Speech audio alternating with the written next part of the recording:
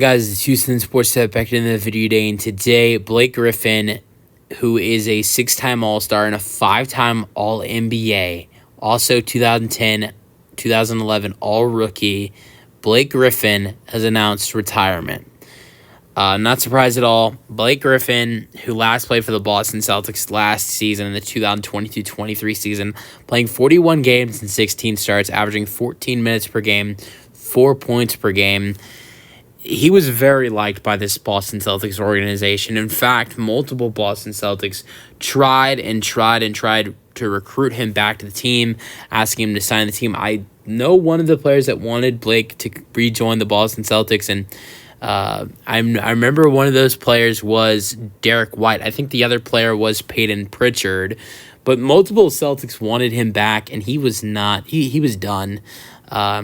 And funny enough, I watched a video today, which probably came up on my feed just because of the fact that Blake Griffin retired today, and it was Frank the Tank from Barstool Sports telling Blake Griffin that he's not what he used to be, and Blake said, tell me something I don't know. Basically, is what Blake told him, but. Blake, if you go back to it, I mean, I guess I would say his last good season was with the Detroit Pistons in the 2019-20 season, is what I would say. He averaged 16 points per game, and he averaged 3 assists per game and 5 rebounds per game with the Pistons in 18 games, which is, if you think about it, he only played 18 games, averaged 28 minutes as well. So he averaged 16, 5, and 3.5 in 18 games, only averaging 28 minutes. That's not bad, especially if you look at the minutes. But in the 2018-19 season, Blake was an all-star. He averaged 25 points. He averaged 8 rebounds. He averaged 5 assists.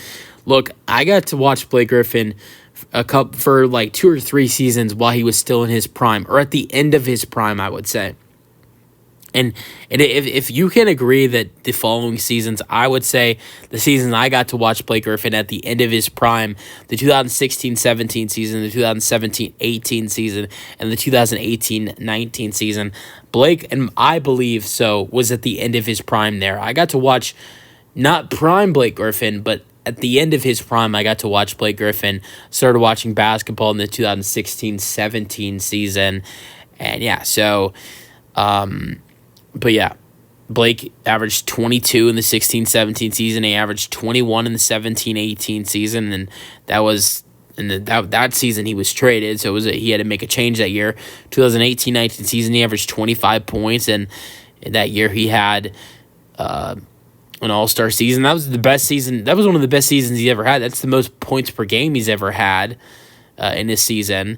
I mean, but some of the other years, his rookie season, he averaged 23 with the Clippers. He averaged, for a good part of his career, for the first couple seasons of his career, I mean, 2010-11 season, 2012-13 season, 2013-14 season, 2014-15 season. I'm just naming the following seasons he's had averaging 20 or more. If you look from 2010...